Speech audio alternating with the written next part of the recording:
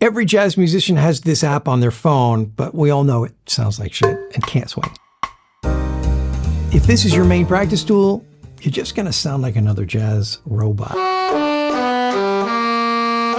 So in this video, I'm gonna show you some new apps that fix the iReal Pro problem, why you should still keep this app on your phone, and how ditching backing tracks altogether might be the best way to improve your playing. I bought iReal Pro when it first came out a long time ago. I think I paid like $5 for it at the time. Now it costs about $20 and it's still a no-brainer. Every musician should have this app on their phone. It works as a backing track generator in all different styles of music. You can adjust the tempo, change the key, and it will play any chord progression you tell it to in a variety of styles.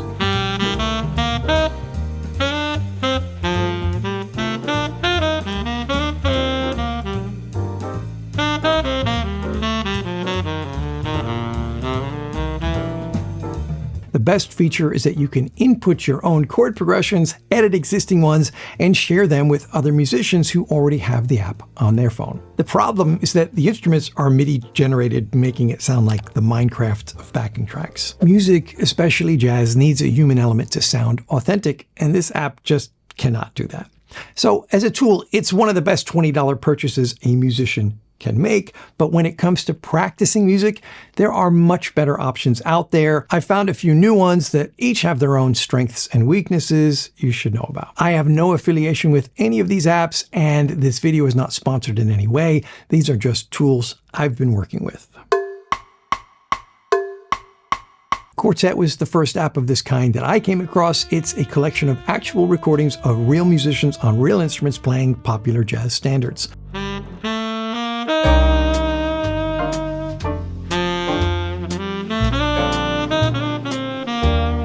The playing and recording on these tracks is excellent quality. You can adjust the tempo of the recordings, but there's a catch. The sound will distort more and more the further you get away from the original.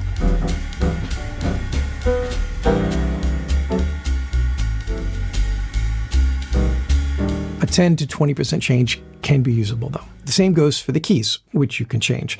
The further from the original, the weirder it starts to sound, with the bass and piano playing in ranges they wouldn't normally play in.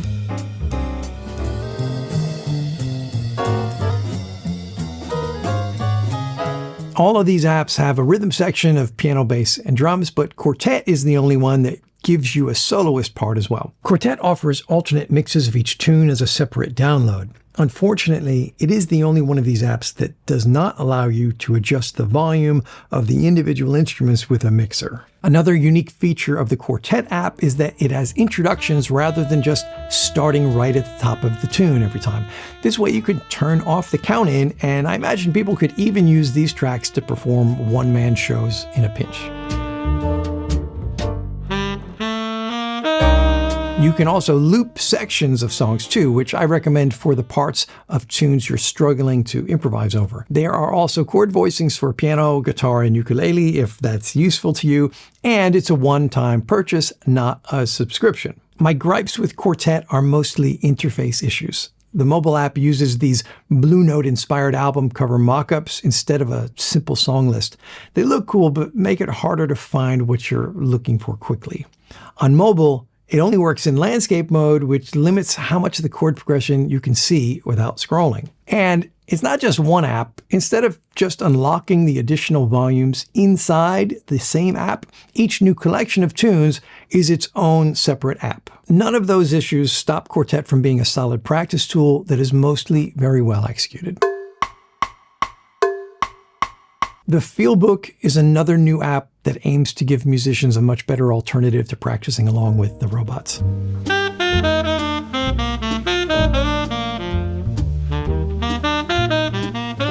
The recordings are extremely high quality and feel very live. The playing is top-notch all around. Have a listen to Autumn Leaves from the Feelbook.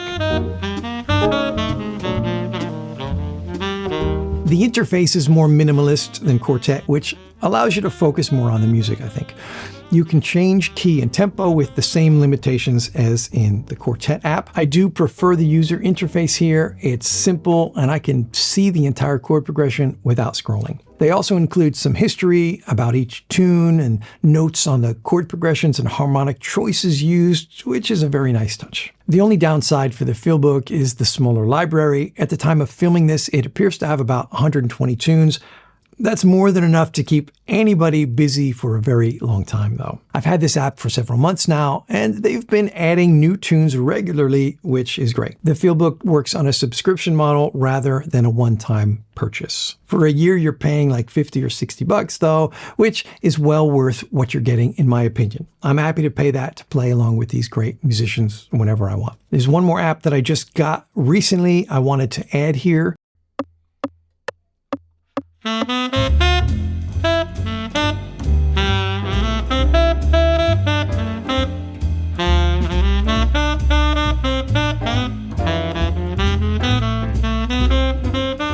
RealPlay has a simple interface, just a clean list of tunes, keys, and tempos. The musicians are all great, so you get to play with a top-notch rhythm section. But there is one small problem for me. The mix often has the bass way too loud. On some tunes, it's actually distorting both on my Yamaha monitors and my AirPods. This can be corrected by turning the bass down in the mixer, but I hope they can remix these tracks to fix that. RealPlay is also the only one of these apps that doesn't allow you to loop sections. I use that feature all the time, so I hope they add it in at some point. I paid around 20 bucks for a year's subscription, which I think is a very fair price considering what you get.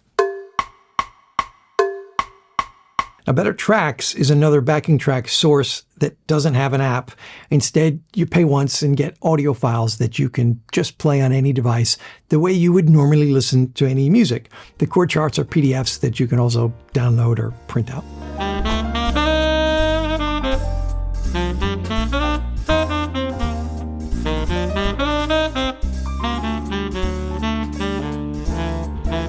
It's more old school, but some people prefer that. And it's not just jazz tunes. The collection includes lots of popular soul standards as well. This is a project that I built a while back with the help of the musicians on the recordings. So if you want to check that out, use the code BetterTrax to get an extra 25% off anything you purchase there. I put a link in the description.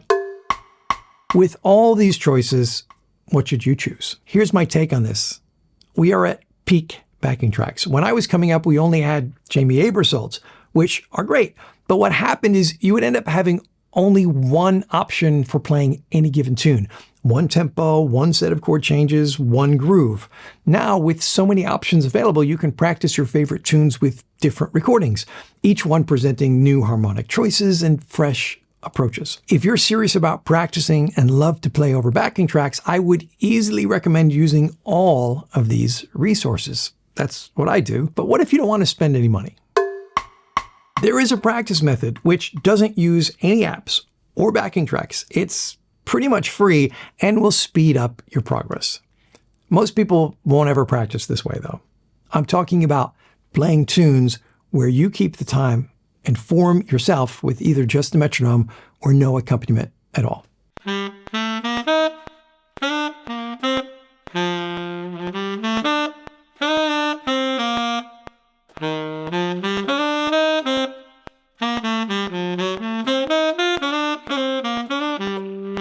Backing tracks can end up being a crutch that covers up our shortcomings. If we take away the backing track, are you able to keep good time, follow the form, and clearly outline the chord changes all by yourself? If you can't do that yet, don't worry. Just go watch this video next where I show you exactly what to practice so that you can learn to play solos over your favorite tunes that sound great and nail the chord changes.